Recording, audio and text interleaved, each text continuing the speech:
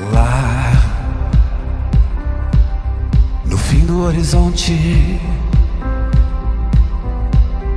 no canto mais distante lá,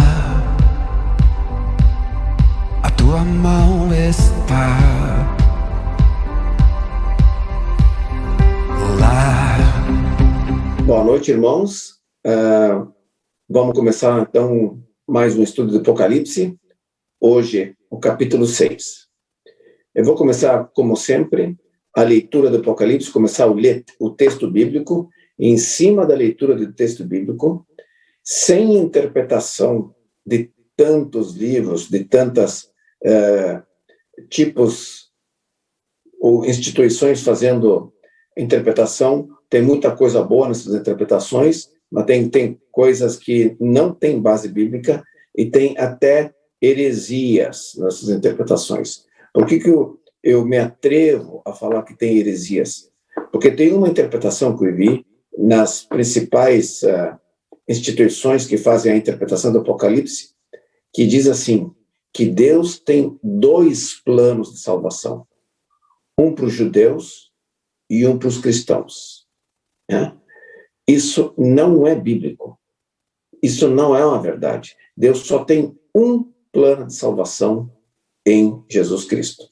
Mas e os judeus? Os judeus, eles fazem parte do povo de Deus da antiga aliança, antes da vinda do Messias. O povo de Deus, antes da vinda de Jesus Cristo, eram os judeus, né? Os da lei, os que tinham a lei de Moisés como lei de Deus para eles seguirem, tá bem? Os descendentes de Abraão, de Isaac e de Jacó. Por isso que são chamados de Israel, porque Israel é o nome que Deus deu a Jacó, tá bem?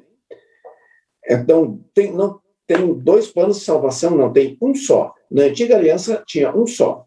Aqueles que obedeciam à lei de Deus trazida por Moisés. Depois da vinda de Jesus, o plano de salvação está em Cristo e não há salvação fora de Jesus Cristo. Amém?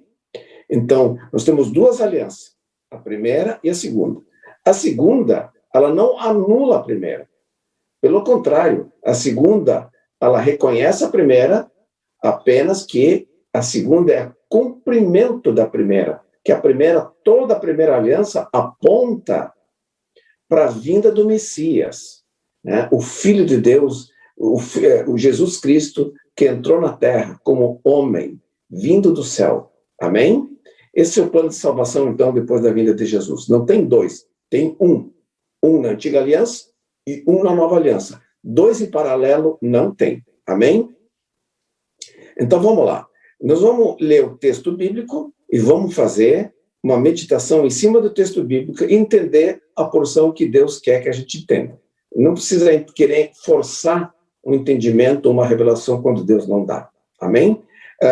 Também reforçando a observação de que toda verdadeira interpretação, né, se é que dá para fazer interpretação, ou revelação, prefiro essa palavra, da palavra de Deus, ela vem de Deus, e tem que estar de acordo com a escritura bíblica, com a palavra escrita que nós temos na mão. Se alguma coisa não está coerente com a palavra, nós não podemos aceitar como sendo parte desta interpretação, revelação. Amém? Então vamos lá.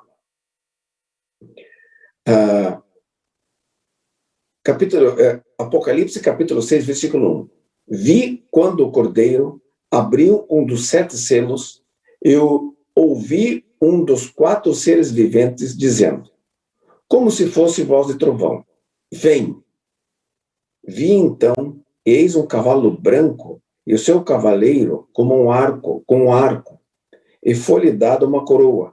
Ele saiu vencendo e para vencer. Quando abriu o segundo selo, ouvi o segundo ser vivente dizendo, vem, e saiu outro cavalo vermelho, e ao seu cavaleiro foi-lhe dado tirar a paz da terra, para que os homens se matassem uns aos outros, também lhe foi dada uma grande espada. Quando abri o terceiro selo, ouvi o terceiro ser vivente dizendo: vem. Então vi e eis um cavalo preto, e o seu cavaleiro com uma balança na mão. E ouvi uma como que voz no meio dos 4 seres viventes dizendo: uma medida de trigo por 1 denário, 3 medidas de cevada por 1 denário, e não danificas o azeite e o vinho. O 4º selo agora. Quando o cordeiro abriu o 4º selo, ouvi a voz dos 4 seres viventes dizendo: vem. Eu olhei e eis um cavalo amarelo e o seu cavaleiro, sendo este chamado Morte. E o inferno estava seguindo. E foi-lhe dada autoridade sobre a 4ª parte da terra para matar a espada, pela fome, com a mortandade e por meio das feras da terra. O 5º selo agora. Versículo 9. Quando ele abriu o 5º selo, vi debaixo do altar as almas daqueles que tinham sido mortos por causa da palavra de Deus e por causa do testemunho que sustentavam. Clamaram em grande voz, dizendo: até quando, ó soberano Senhor, santo e verdadeiro, não julgas nem vingas o nosso sangue dos que habitam sobre a terra? Então, a cada um deles foi dada uma vestidura branca. Eles disseram que repousassem ainda por pouco tempo, até que também se completasse o número dos seus conservos e seus irmãos que iam ser mortos, como igualmente eles foram. Agora o 6º selo, versículo 12. Vi quando o cordeiro abriu o 6º selo, e sobreveio o grande terremoto. O sol se tornou negro como o saco de crina, e a lua toda como sangue. As estrelas do céu caíram pela terra, como a figueira, quando abalada por vento forte, deixa cair os seus figos verdes. E o céu recolheu-se como um pergaminho, quando se enrola. Então todos os montes e ilhas foram movidos de seu lugar. Os reis da terra, os grandes, os comandantes, os ricos, os poderosos, e todo escravo, e todo livre, se esconderam nas cavernas, nos penhascos, nos montes. E disseram aos montes e aos rochedos: caí sobre nós, escondei-nos da face daquele que se assenta no trono e da ira do cordeiro. Porque chegou o grande dia da ira deles. E quem é que pode suster-se? Amém. É uma passagem esse capítulo 6 é muito difícil de entender. E, aliás, tem sido uma das principais debates, né? O que é o cavalo branco, o que é o amarelo, o que é o preto, o que é o vermelho, etc. Mas, antes de mais nada, nós temos que entender o espírito da profecia. Eu não sei exatamente o que é vermelho, o que é cavalo amarelo. Aqui diz alguma coisa, né? Nós vamos ver depois, à luz das Escrituras, o que a Bíblia está dizendo, né? E tentar entender a porçãozinha que Deus quer que a gente entenda, tá? Mas, para início da conversa, o que a gente tem que entender é Apocalipse, é o espírito da profecia. Olha que coisa grandiosa que tem esse capítulo. Ele começa, o cavaleiro, né? Vi o cordeiro, olha só, quando o cordeiro abriu um dos 7 selos, eu vi um dos 4 seres viventes dizendo, como se fosse voz do trovão: vem. Bom, primeira coisa, selo é uma coisa que sela, que fecha. Quando abre um selo, quer dizer que está revelando uma coisa, né? E os 7 selos aqui estão representando, então, que está sendo desvendado algo aqui. O Senhor está nos desvendando uma coisa, e uma coisa que também que dá para perceber aqui, que os 7 selos são 7 ordens do céu que acontecem na terra, né? São 7 ordens que Deus dá. Cada selo é uma ordem, né? Que um dos 4 seres viventes diz: vem, e o cavaleiro sai e faz alguma coisa. Vem, outro cavaleiro sai e faz uma coisa. Até no 6º selo vem e acontece uma catástrofe cósmica. Mas da onde que sai a ordem? Do céu, tá? E acontecem coisas na Terra e no universo, mostrando que nada que acontece na Terra, nem no céu e nem em lugar nenhum do universo pode acontecer que mexa na criação de Deus e na ordem organizada por Deus em todo o universo, no céu e na terra, nada pode mexer isso se essa ordem não sair daquele que se assenta no trono. Amém? Então, a gente não precisa ter medo. Aliás, alguns até podem ter medo. Aquele que não for selado. Nós vamos ver no capítulo 7 isso. Né? Aqueles que não forem de Deus, esses têm que ter temor mesmo. Tem que ter medo. Aqueles que já entregaram sua vida para Jesus, né? Aceitaram Ele como o Senhor e Salvador de sua vida, que tem certeza de salvação, não precisa ter medo. Amém? E olha que coisa mais linda que tem no início do capítulo 6. Né? Olha o primeiro cavalo que sai. Versículo 2. Vi então, e eis um cavalo branco, e o seu cavaleiro com arco. Foi-lhe dado uma coroa, e ele saiu vencendo e para vencer. A primeira ordem, quando começa a abertura de selos, o primeiro selo revela aqui uma ordem de Deus, que sai um cavalo branco. Branco representa a paz, né? Sai um cavalo branco e o seu cavaleiro com arco.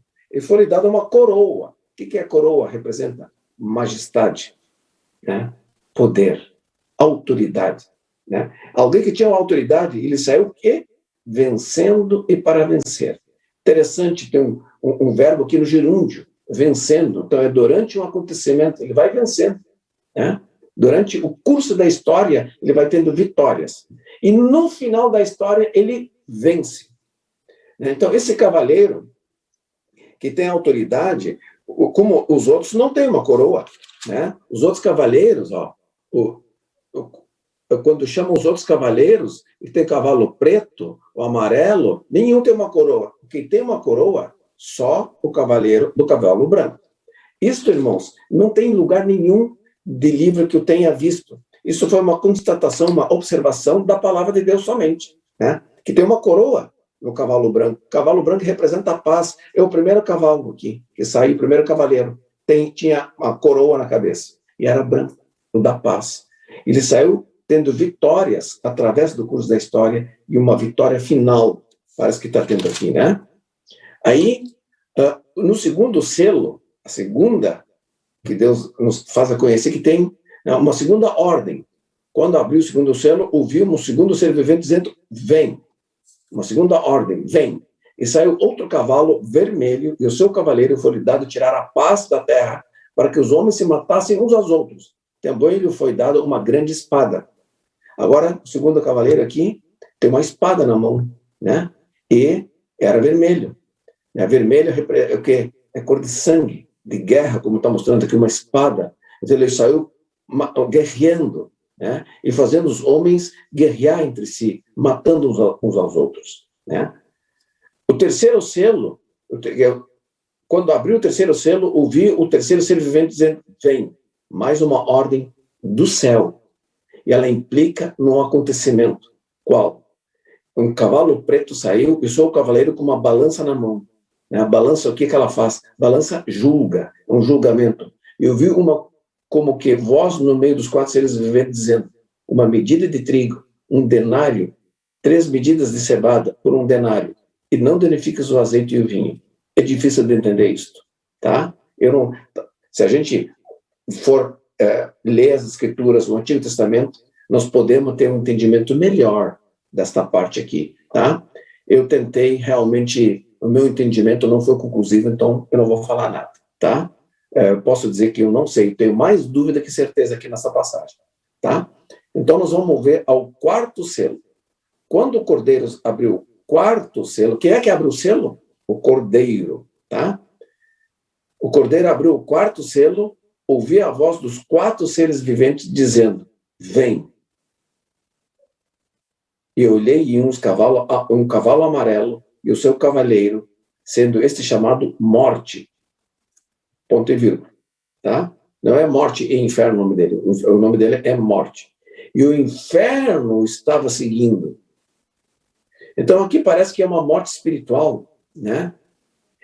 Foi-lhe dada a autoridade sobre a 4ª parte da terra para matar a espada, pela fome, mas aqui também denota uma morte física, né? Porque ele foi sair para matar, e matou, e tinha uma autoridade para matar 4ª parte da terra, né? para matar a espada, pela fome, com a mortandade e por meio das feras da terra. Nós sabemos que tem na terra pessoas que morrem à espada, gente que morre de fome, gente que morre comida pela fera da terra. E tem também aqui um termo chamado mortandade. Sei lá, talvez denote acidentes. Tem gente que morre. Ou seja, a morte tem no mundo, mesmo assim, com a permissão de Deus. E depois a gente pode perceber no curso do Apocalipse que isso que Deus permite que aconteça por causa do julgamento, do castigo de Deus sobre a terra pecaminosa, sobre os homens do pecado, sobre toda a terra, por causa da queda lá em Adão, né? Que entrou o pecado do mundo e a terra toda pecaminosa, e parece que isso é o julgamento de Deus sobre a terra. Permite que, no curso da história, da existência da humanidade da terra, enquanto Jesus não vier, não fazer na segunda vinda e julgar tudo e todos, vai haver esse castigo de Deus sobre a terra, vai estar acompanhando a história da humanidade. Porém, antes de ele mandar essa ordem, ele mandou o Cavaleiro Branco, né? E o Cavaleiro Branco tinha vitórias durante esse curso, né? Ele tinha vitórias e tem a vitória final, tá bem? Quinto selo agora, versículo 9. Quando ele abriu o quinto selo, vi debaixo do altar as almas daqueles que tinham sido mortos por causa da palavra de Deus e por causa do testemunho que sustentavam. Essa parte é muito bonita, muito linda, sublime, essa passagem. Olha os versículos 10 e 11. 10. Clamaram em grande voz, dizendo, né, esses mártires, né, que morreram por causa do testemunho, clamaram em grande voz, dizendo, até quando, ó soberano Senhor, santo e verdadeiro, não julgas, nem vingas o nosso sangue dos que habitam sobre a terra? Então, a cada um deles foi dada uma vestidura branca. Eles disseram que repousassem ainda por pouco tempo, até que também se completasse o número dos seus conservos e seus irmãos que iam ser mortos, como igualmente eles foram. Que coisa mais sublime, né? Os mártires, os que morreram por causa de seu testemunho, os nossos irmãos, nós podemos dizer, tantos irmãos no curso da história, a gente sabe, na história antiga, né? Lá no tempo dos romanos, como nos circos romanos, nossos irmãos morriam comidos pelos leões dentro do circo, outros queimados vivos, outros crucificados, outros decapitados, né? Cortada a cabeça fora, morreram e não negaram o testemunho. E a Bíblia diz que esses são os mártires, né? E eles clamaram aqui espiritualmente, falando do Senhor, né? Sabe, ele vê o clamor daquelas pessoas, até quando o Senhor tu não nos vinga, né? Desse fato horroroso, nós, pelo nosso testemunho, fomos mortos. O Senhor responde e diz, né? Então, antes do Senhor falar, ele pegou e deu uma vestidura branca para eles. Nós vimos ontem que vestidura branca é contrária de nudez, né? Está vestido. Quando está nu, denota vergonha, pecado, ato vergonhoso, pobreza, não tem nada, né? Quando está vestido, tem alguma coisa. Não está nu, está vestido. Vestidura branca, então, é que? Santidade. Ele deu roupa branca. Toma, meus santos, justificados, lavados, né? Deu para ele uma vestidura branca e eles disseram que repousasse ainda por um pouco tempo, até o quê? Por que não vem a vingança, então, e o juízo? Até que também se completasse o número dos seus conservos e seus irmãos que iam ser mortos, como igualmente eles foram. Então, seus conservos, ou seja, os que servem a Deus, e os irmãos que foram mortos, como eles. Então, aqui, parece claramente que os mártires clamando por justiça, pela volta do Senhor, eles esperam um pouquinho, ainda não foi completado o número. Então, por que Jesus não vem ainda? Por causa que o número dos salvos ainda não foi completado, né? Talvez alguns salvos, irmãos nossos que vão junto conosco no céu, nem nasceram ainda. Por isso, esse é o motivo que Jesus ainda não volta. Não por vontade de não vingar, né, os santos contra todo o mal que tem na terra, né? Versículo 12. Vi quando o cordeiro abriu o 6º selo e sobreveio grande terremoto. O sol se tornou negro como saco de crina, a lua toda como sangue. Agora mostra uma catástrofe universal, né? As estrelas do céu caíram pela terra, como a figueira, quando abalada por vento forte, deixa cair os seus figos verdes. E o céu recolheu-se como um pergaminho, quando se enrola. Então todos os montes e ilhas foram movidos de seu lugar. Os reis da terra, os grandes, os comandantes, os ricos, os poderosos, e todo escravo e todo livre se esconderam nas cavernas, nos penhascos dos montes. E disseram aos montes e aos rochedos: caí sobre nós, esconde-nos da face daquele que se assenta no trono e da ira do cordeiro, porque chegou o grande dia da ira deles. E quem é que pode suster-se? Aqui parece que tem uma catástrofe universal, né?